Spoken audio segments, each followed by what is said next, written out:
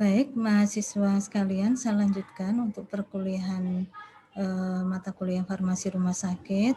Tadi kita sudah membicarakan tentang metode-metode perencanaan, ya. Kita akan melanjutkan ke bahasan berikutnya. Saya share screen terlebih dahulu.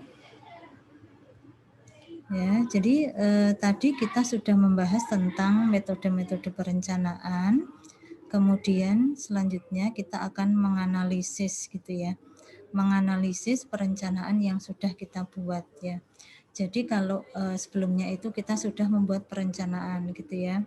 Membuat perencanaan entah dengan metode konsumsi, entah dengan metode epidemiologi, atau entah dengan metode gabungan antara metode konsumsi dan metode epidemiologi. Kita selanjutnya akan menganalisis perencanaan kita, apakah sudah baik atau belum perencanaannya.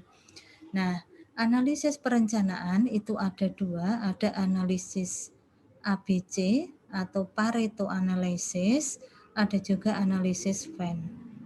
Analisis ABC atau Pareto analysis ini adalah suatu analisis perencanaan ya, di mana kita menempatkan jenis perbekalan farmasi ke dalam suatu urutan dimulai dari jenis yang memakan persentase paling banyak ya. Jadi kita urutkan perbekalan farmasi yang sudah direncanakan tersebut, diurutkan mulai dari perbekalan farmasi yang memakan biaya yang paling banyak sampai yang paling sedikit.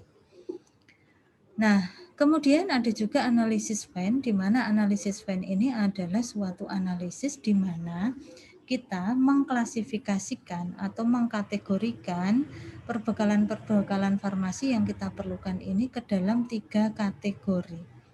Ya, kategori V itu adalah vital, itu adalah obat-obatan yang dia mutlak diperlukan. Kemudian kategori E esensial, dan kategori N itu adalah kategori non esensial. Nah, kita ke analisis ABC dulu ya. Jadi saya tadi menyampaikan bahwa yang namanya analisis ABC itu adalah kita mengurutkan gitu ya, mengurutkan perbekalan farmasi itu dari yang mulai memakan biaya yang paling banyak sampai sedikit gitu ya. Nah, caranya bagaimana ya? Nah, caranya adalah misal ini adalah hasil perencanaan yang tadi sudah kita buat ya. Perencanaannya ternyata asamifenama dengan menghitung-hitung yang diperlukan ternyata adalah 720 ya, 720 box, di mana harga per boxnya adalah 32.000. Eritromisin yang diperlukan adalah 450 box, harga per boxnya 49.000. Ethambutol 400 box, harga per boxnya 52.000 dan seterusnya. Ya, intinya ini adalah hasil dari pembuatan perencanaan kita ya. Nah, kemudian dari perencanaan tadi kita akan analisis dengan metode atau analisis ABC ya. Caranya adalah kumpulkan kebutuhan perbekalan farmasi, daftar harga dan biaya yang diperlukan. Nah, ini sudah dikumpulkan ya. Perbekalan farmasi yang diperlukan, jumlahnya, biayanya atau harganya itu sudah ada. Nah, setelah itu ya, jumlahkan anggaran total, kemudian hitung persentase jenis perbekalan farmasi terhadap anggaran total ya. Kemudian diurutkan perbekalan farmasi mulai dari yang persentasenya paling besar. Ya, kemudian hitung persentase kumulatif dimulai dengan urutan nomor 1 dan seterusnya. Nah, coba kita lihat dulu ya. Ini tadi adalah daftar perencanaan kita gitu ya. Ada jumlahnya, kemudian ada harganya. Kita akan menganalisis ABC, maka kemudian kita akan menghitung gitu ya, menghitung. Nah, ini ya. Dari data tadi yang kita perlu adalah baru ini ya, kolom 1, 2, 3 kan baru nama, kemudian jumlah obatnya, kemudian harganya gitu ya. Maka kemudian kita kalikan ini ya, jumlah dan harganya ya. Jadi D kali P. D kali P. Ya, jadi yang diperlukan 720 box, harga per boxnya 32.000, maka biaya yang diperlukan adalah 23.040.000. Ya. Kemudian eritromisin harga jumlah yang diperlukan adalah 450 box. Kemudian harga per boxnya adalah 49.000. Ya, maka jumlahnya itu adalah dikali P 22.050.000. Ya, kemudian etambutol 400 box, harga per boxnya 52.000, maka duit yang diperlukan sekian. Kita hitung semuanya, ya, dihitung semuanya, kemudian kita jumlah total. Oh, total biaya yang diperlukan untuk pengadaan berdasarkan perencanaan yang telah dibuat itu adalah 171.140.000. Ya. Itu. Nah, kemudian setelah kita tahu ya harga atau jumlah uang anggaran dari masing-masing obat, kemudian kita tahu total obatnya, kemudian kita hitung prosentasenya. Ya, jadi misalnya asam mefenamat itu membutuhkan biaya 23.040.000. Maka dia ini berapa persen dari keseluruhan anggaran? Ya, cara menghitungnya adalah 23.040.000 dibagi totalnya ini 171.000 juta 140.000 kali 100%, maka ketemu 13,4%. Kemudian eritromisin memerlukan biaya 22.050.000. Kemudian berapa persen? Nah, tinggal 22.050.000 dibagi total, kemudian dikali 100%, ketemu 12,8. Nah, begitu seterusnya sampai klonidin. Ini dihitung semua dengan cara yang sama, sehingga total nanti adalah 100%. Nah, setelah itu kita ya nanti kemudian mengklasifikasikan. Nah, bagaimana cara mengklasifikasikan? Nah, cara mengklasifikasikannya adalah seperti ini ya. Nah, membuat klasifikasi itu caranya adalah dengan melihat berapa nilai N terkecil ya. Nilai N terkecil adalah 1,75%, yaitu glibenclamid ya, kita lihat. Glibenclamid. Nah, ini ternyata dia benar ya, dia presentasinya paling kecil 1,75%.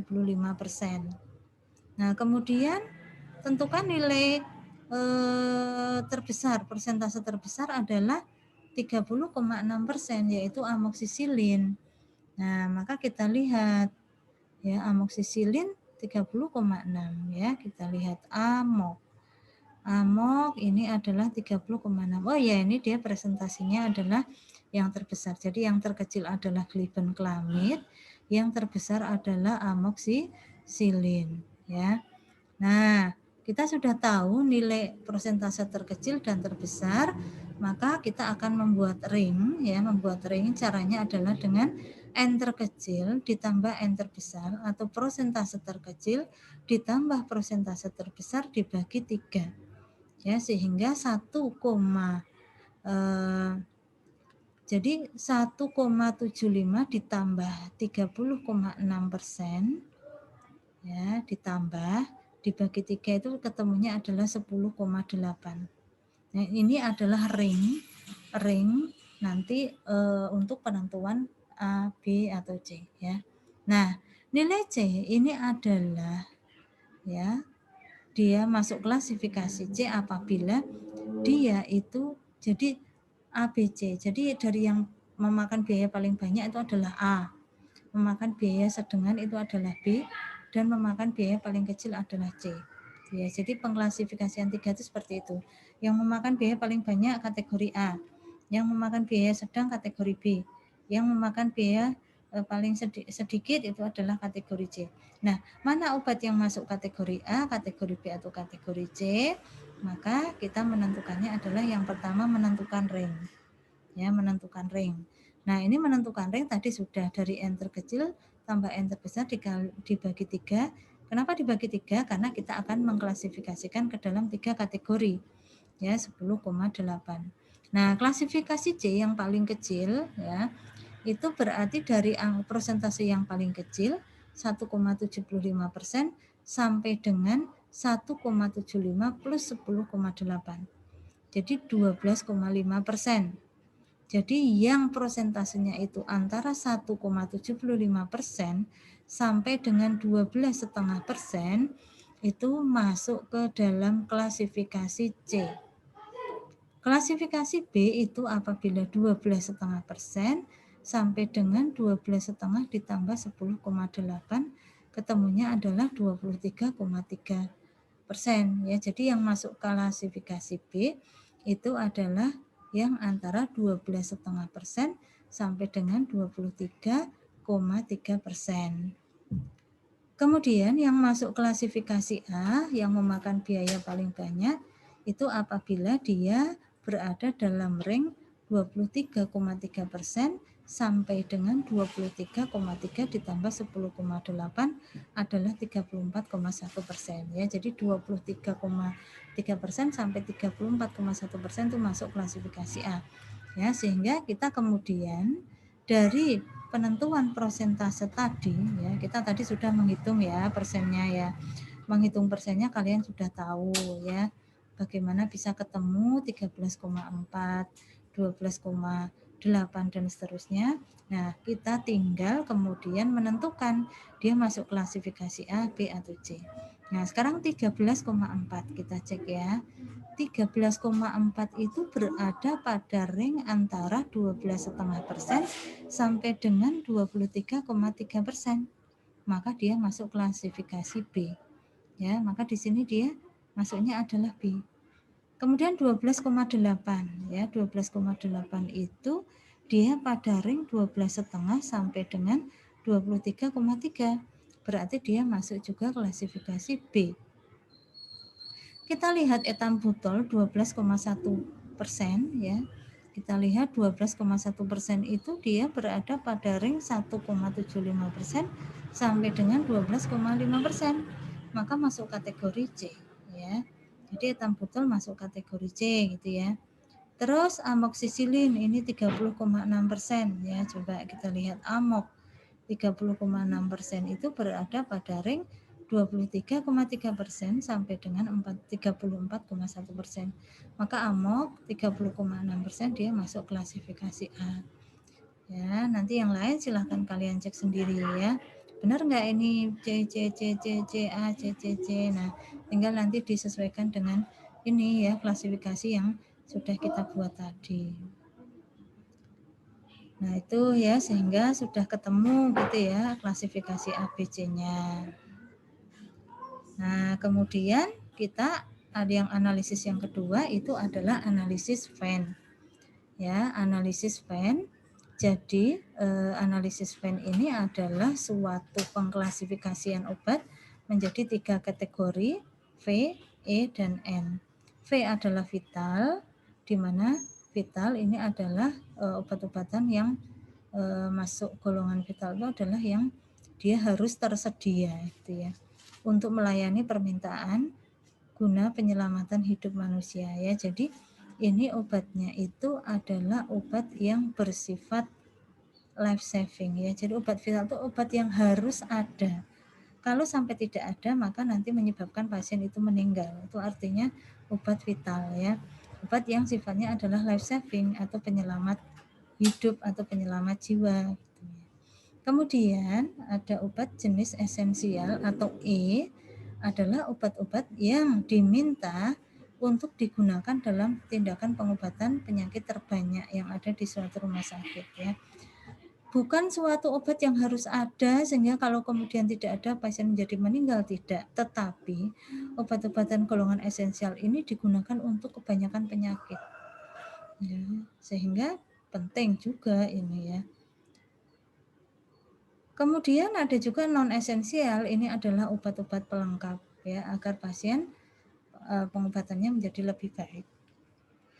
Nah, berarti ini kita bisa lihat letak kegentingannya. Mana yang paling penting adalah V, vital. Karena kalau nggak ada pasien meninggal. Kemudian disusul esensial. Kemudian baru non esensial. Nah, itu ya. Jadi kita klasifikasikan obat-obatan itu dia masuk vital apa enggak ya. Yang menentukan vital, non esensial, esensial kan rumah sakitnya itu sendiri ya. Kalau obatnya dia berupa antibiotik ya, tablet misalnya, antibiotik tablet ya dia bukan suatu obat yang vital, tetapi dia dibutuhkan untuk kebanyakan penyakit, berarti dia masuk esensial. Tapi kalau kemudian misalnya vitamin ya, maka dia masuk ke dalam kategori yang non esensial. Nah, langkah-langkah menyusun VEN ya. Jadi langkahnya adalah dengan menyusun kriteria pembentukan VEN tadi ya. Jadi rumah sakit menentukan obat-obatan yang masuk V apa, E apa, N apa gitu ya.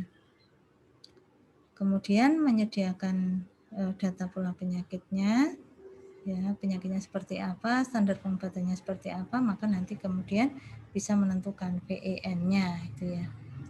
Nah, kemudian kalau analisis itu sebenarnya yang digunakan apa ya? Jarang suatu rumah sakit itu menggunakan satu macam analisis ya, tetapi biasanya adalah gabungan gitu ya. Menggabungkan antara analisis ABC dan analisis VEN. Ya, di mana tadi analisis ABC itu kita mengklasifikasikan obat itu ke dalam kategori A, B, C ya berdasarkan anggarannya. VEN itu berdasarkan kepentingannya. Nah, caranya adalah dengan seperti ini ya. Nah, kita kawinkan gitu ya. Kita kawinkan antara analisis ABC dan analisis VEN. Ya. Kita sudah punya obat-obatan yang masuk kategori A. Ya, kita sudah punya obat-obatan yang masuk kategori B. Kita sudah punya kategori C. Pada analisis VEN, kita sudah mengklasifikasikan ke dalam V, ke dalam E, dan ke dalam N. Ya. Nah, kemudian ada obat-obatan yang di dalam analisis ABC ini masuk kategori A, dan di dalam analisis VEN itu masuk kategori V. Jadi dia vital dan memakan biaya yang banyak, gitu ya. VA namanya. Ada obat-obatan yang dia dalam ABC itu masuk B, tapi dalam VEN itu dia masuk V. Maka dia berarti VB. Obat-obatan tersebut vital, tapi dia memakan biaya yang sedang-sedang saja. Kemudian ada obat yang masuk kategori C dalam ABC dan V dalam VEN. Ya, jadi obatnya tersebut vital tapi harganya murah. Ya, kemudian ada obat yang esensial memakan biaya paling banyak, esensial memakan biaya sedang, esensial memakan biaya paling kecil. Ada yang non esensial memakan biaya paling banyak ya. Sudah non esensial menghabiskan biaya, menghabiskan anggaran. Nah, itu NA berarti ya. Jadi dia non esensial tapi memakan anggaran yang paling banyak. Kemudian ada NB, ini non esensial tapi memakan biaya sedang. Ada NC, ini adalah non esensial tapi memakan biaya yang paling kecil. Nah, sekarang kita kemudian menjadi tahu dengan seperti ini ya, dengan kita sudah menggabungkan antara analisis ABC dan analisis VEN, kita kemudian menjadi tahu ya, menjadi tahu. Kalau kemudian kita dibatasi oleh anggaran kita itu tidak cukup untuk memenuhi semua perencanaan. Maka kemudian kita harus main skala prioritas. Nah, yang diprioritaskan untuk tidak dilakukan pengadaan, artinya yang diprioritaskan untuk dilakukan pembelian adalah yang mana ya. Kita bisa lihat ada obat yang sifatnya non esensial tapi memakan biaya yang banyak. Nah, ini tentu menjadi prioritas utama untuk dikurangi atau dihilangkan. Kalau anggarannya nggak cukup, ya udah ini kan cuma obat non esensial. Anggarannya paling banyak, ya udah nggak usah ya. Nah itu. Jadi obat yang masuk kategori NA menjadi prioritas untuk dikurangi atau dihilangkan. Tuh supaya dana itu menjadi cukup, supaya anggarannya menjadi cukup. Bila dana masih kurang, maka obat dengan kategori NB ini bisa dihilangkan. Ya, begitu seterusnya itu ya. Jadi mulai dari sini. Ya, memakan nih ya, sini. Ya, jangan sampai semua dihilangkan atau dikurangi, nanti nggak jadi melakukan pengadaan. Gitu ya. Jadi itu untuk analisis perencanaan. Saya tutup dulu videonya. Kita lanjutkan ke video berikutnya.